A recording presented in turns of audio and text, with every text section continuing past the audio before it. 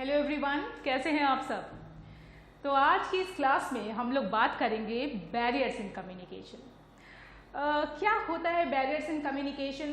इससे पहले मैं आपको ये याद दिलाना चाहूँगी कि हमने कितनी सारी चीज़ें कम्युनिकेशन की क्लास में कर ली हैं। क्या आपको याद है? चलिए मैं याद दिलाती हूँ। सबसे पहले तो हमने बात की कि कम्युनिकेशन क्या होता है, फिर हमने बात की कि कम्युनिकेशन में क्या इम्पॉर्टेंट एस्पेक्ट्स होते हैं, क्या इम्पॉर्टेंट चीज़ें होती हैं जो हमें ध्यान में रखनी चाहिए, और उसके बाद हमने बात की कि कम्युनिकेशन कैसे इफ़ेक्टिव हो सकता है। आप अगर चाहें तो कैसे अपनी पर्सनैलिटी को इफ़ेक्टिव बना सकते हैं, क्योंकि मैं आपको यहाँ पे ये बताना चाहूँगी कि कम्युनिकेशन पर्सनैलिटी तभी इफ़ेक्टिव हो सकती है जबकि कम्युनिकेशन इफ़ेक्टिव हो। तो हमने बहुत सारे एस्पेक्ट्स के बारे में बात की, जैसे स्पीकिंग के बारे में बात की, लिसनिंग के बारे में बात की, टूल्स हैं, ये अपने कम्युनिकेशन को कैसे बेहतर बनाएं उसके लिए ये सब इम्पॉर्टेंट चीज़ें हैं जिनके बारे में हमने बात की। और अपार्ट फ्रॉम दैट हमने बॉडी लैंग्वेज के बारे में बात की, हमारे वॉइस मॉड्यूलेशन के बारे में बात की, हमारे टोन, पिच वगैरह के बारे में बात की। तो ये सारी चीज़ें हमें एक इफ़ेक्टिव और इम्प्रेसिव कम्युनिकेटर बनाने में हमारी हेल्प करती हैं। आज हम बात करेंगे कि कम्युनिकेशन में क्या ऐसी चीज़ें हैं जो बैरियर का काम करती हैं, यानी वो कौन से ऐसे एस्पेक्ट्स हैं जिनकी वजह से हमारा कम्युनिकेशन इफेक्टिव नहीं हो पाता, या यूं कहें कि हमारा मैसेज ही डिलीवर नहीं हो पाता। आपको याद होगा हमने नॉइज़ के बारे में पढ़ा था। तो नॉइज़ का क्या रीज़न होता है? अगर दो लोगों के बीच में कम्युनिकेशन हो रहा है तो क्या रीज़न है कि वो कम्युनिकेशन का प्रोसेस फेल हो जाता है, इसके बारे में आज हम डिस्कस करेंगे।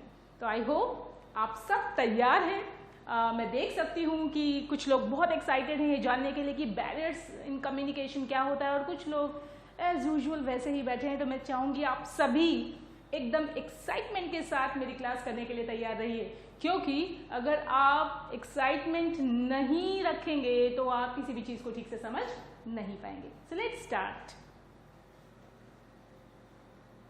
सबसे पहले आप देख सकते हैं the factors which affect the flow of information from sender to receiver in the process of communication are called barriers to communication। तो सबसे पहले हम ये जानेंगे कि आखिर ये बैरियर्स होते क्या हैं जो कम्युनिकेशन के प्रोसेस को पूरा नहीं होने देते। वो फैक्टर्स के बारे में हम बात कर रहे हैं। यानी मैं फिर से बता रही हूँ, शायद आप कंफ्यूज हो रहे होंगे क्योंकि मैं खुद कंफ्यूज हो गई, कि बैरियर्स वो फैक्टर्स हैं जो कि कम्युनिकेशन के फ्लो को अफेक्ट करते हैं और जिनकी वजह से सेंडर अपनी बातों को रिसीवर तक पहुंचा नहीं पाता, या किसी वजह से रिसीवर सेंडर की बातों को समझ नहीं पाता। तो आई होप ये समझ गए होंगे।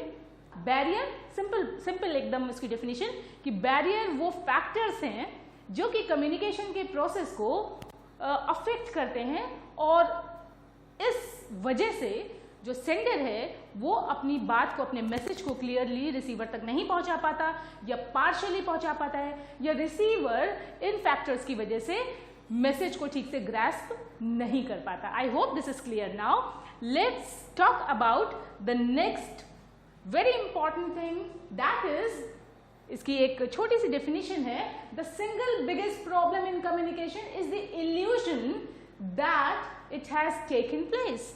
और ये एक तरीके का कोट है जो जॉर्ज बर्नार्ड शॉ ने दिया है, उनके हिसाब से कि हमको कई बार हम अज्यूम कर लेते हैं कि जो बात हमने कही वो लोगों ने तो समझ ही ली होगी। अच्छा, मैं एक छोटा सा एग्जांपल देना चाहती हूँ।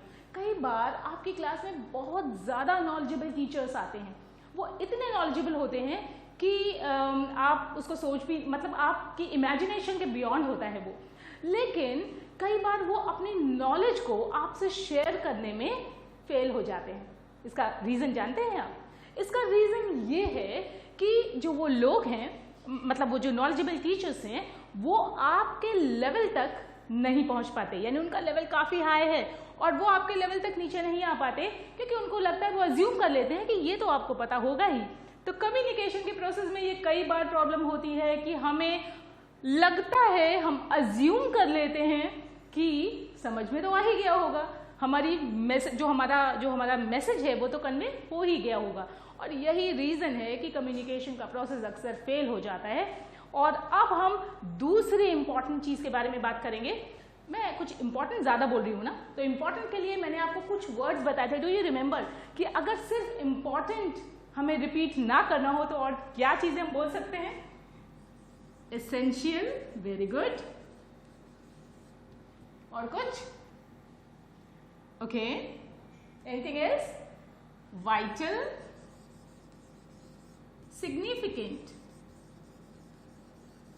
ये सारे वर्ड्स हैं। मैंने आपको बताया ना, हम लोग वोकैबुलरी पे काम करते रहेंगे, तो मुझे ऐसा लगता है कि अगर आपको पता होगा कि इम्पॉर्टेंट की जगह ये सारे वर्ड्स भी होते हैं तो आप उसको अच्छी तरह से समझ पाएंगे, और मैं भी बार बार इम्पॉर्टेंट बोलने से अपने आप को बचा पाऊंगी। तो चलिए ये सेंटेंस पढ़ते हैं हम लोग। Sometimes the message may not be received exactly the way the sender intended. और कई बार ऐसा होता है कि जो मैसेज हम जैसा चाहते हैं उस तरीके से लोगों तक पहुंच नहीं पाता, और जिसकी वजह से कम्युनिकेशन का प्रोसेस फेल हो जाता है। मुझे ऐसा लगता है कि आपको बैरियर्स इन कम्युनिकेशन पूरी तरह से समझ में आना चाहिए, और मैं उसके लिए आपको कुछ एग्जाम्पल्स देती हूँ, लेकिन मैंने जितना इफेक्टिवली उन एग्जाम्पल्स को मैंने रखा, उतनी इफेक्टिवली आप उसको ग्रैस्प नहीं कर पाए। तो ये भी एक तरीके का बैरियर है। आगे बढ़ते हैं। ऑब्स्ट्रक्शन, ऑब्स्ट्रक्शन का मतलब बैरियर, हिंड्रेंस। चलिए मैं लिख देती हूं। ऑब्स्ट्रक्शन का मतलब है बैरियर, ठीक है, और क्या? और जो चीजें हैम्पर करें, है ना, स्टॉप, वो चीजें जो स्टॉप करें, ठीक है, वो सारा बैरियर होता है। बैरियर हैम्पर करता है, बैरियर स्टॉप करता है। आई hope you have understood this point. So obstruction in communication affects the free flow of information. किसी भी तरह का ऑब्स्ट्रक्शन अगर होता है, किसी भी तरीके का अगर डिस्टरबेंस होता है कम्युनिकेशन में, तो वो पूरे फ्लो को, इंफॉर्मेशन के फ्लो को अफेक्ट कर देता है। तो आपको ये बात अच्छी तरीके से समझ में आ रही होगी कि अगर सपोज मैं आपसे कुछ बात कह रही हूँ और उस समय पे फिजिकल बैरियर हो जाए, यानी जो बात मैं कह रही हूँ वो बात आप तक पहुँच ना पाए। सपोज मैं आपसे बात कर रही हूँ और ऑल ऑफ अ सडन कोई आ जाए, तो मेरा भी दिमाग उस तरफ चला जाएगा और आप सब भी डिस्ट्रैक्ट हो जाएंगे, और जो हमारा इंफॉर्मेशन का जो एक फ्री फ्लो था वो हैम्पर हो जाएगा, इंटरप्ट हो जाएगा। तो आप इस बात को अच्छी तरीके से समझ गए। मुझे ऐसा लगता है आप कुछ लोग काफी खुश नजर आ रहे हैं, इसका मतलब कि you are getting my point. Next is it may create misunderstand. This is very very important, very very essential aspect of barriers in communication. जब हम ठीक से चीजों को कम्युनिकेट नहीं कर पाएंगे तो क्या होगा? तो सिंपल सी बात है कि मिसअंडरस्टैंडिंग हो जाएगी, यानी हम कहना कुछ चाहते हैं और समझा कुछ देते हैं, और लोग उसकी वजह से मतलब अगर मैं आपको बताना चाहूंगी कि रिलेशनशिप भी खराब हो जाती है कई बार, क्योंकि हम अपनी बातों को ठीक से लोगों तक पहुंचा नहीं पाए और लोगों को इस बात का बुरा लग गया, और इसकी वजह से हमारे रिलेशन पे भी इसका बैड इफेक्ट पड़ा। एक बात मैं आपको बताना चाहूंगी, दो वर्ड्स हैं, इफेक्ट और अफेक्ट, दोनों सेम है। अगर इसको हम देखें तो इसका मतलब होता है प्रभाव, हिंदी में जिसको हम प्रभाव बोलते हैं, और ये होता है नाउन, ये होता है नाउन। और वहीं ये अफेक्ट जो है ना, उसका मतलब है प्रभाव डालना।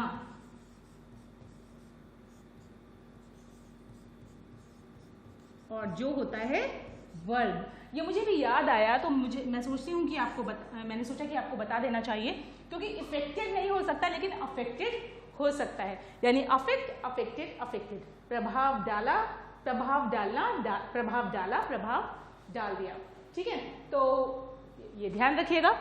तो इस तरीके से हमारे कम्युनिकेशन का प्रोसेस पूरी तरीके से अफेक्ट हो जाता है इसकी वजह से। और आगे बढ़ते हैं और बहुत ही इंपॉर्टेंट चीज के बारे में बात करेंगे, बहुत ही सिग्निफिकेंट चीज के बारे में बात करेंगे। That is how this process of communication gets interrupted. कैसे ये पूरा प्रोसेस कम्युनिकेशन का इंटरप्ट हो जाता है। तो देखते हैं, सेंडर, मैसेज भेज रहा है रिसीवर तक, लेकिन आप यहाँ पे देख सकते हैं प्रॉब्लम आ गई। प्रॉब्लम क्या है? मैसेज डिस्टॉर्ट हो गया। डिस्टॉर्ट का मतलब वो जो उसका शेप है ना वो बदल गया, यानी वो जैसा जाना चाहिए था वैसा रिसीवर तक नहीं जा पाया। और क्यों नहीं जा पाया? क्योंकि वहां पे एक बैरियर था। अब वो बैरियर हो सकता है फोन पे बात हो रही हो, हेलो, मैंने हेलो किया और कैसे हो, इसके बाद ही नेटवर्क चला गया और मैंने जो बोला वो मेरे रिसीवर तक नहीं पहुंच पाया। तो क्या हो गया? मैसेज डिस्टॉर्ट हो गया, जो मैंने बोला वो उस तक नहीं पहुंच पाया और ये एक तरीके का बैरियर है। मैं आपको यहाँ पर ये बताना चाहूंगी कि रिसीवर की स्पेलिंग सही लिखिएगा, क्योंकि रिसीवर की स्पेलिंग में लोग ई की जगह आई लगा देते हैं, विच इज रॉन्ग। ठीक है, तो आपको सी के बाद ई याद रखना है। वैसे ज्यादातर ये रूल होता है कि सी के बाद ई ही लगता है, आई नहीं। जैसे रिसीव, परसीव, परसीव का मतलब भी समझना होता है, पर सीव, देखिए सी के बाद ई लगा है, वैसे ही रिसीव और वैसे ही receiver. I hope you have got this point. तो इसी तरीके से जो कम्युनिकेशन का प्रोसेस है वो इंटरप्ट हो जाता है और हम अपनी बातों को लोगों तक पहुंचा नहीं पाते।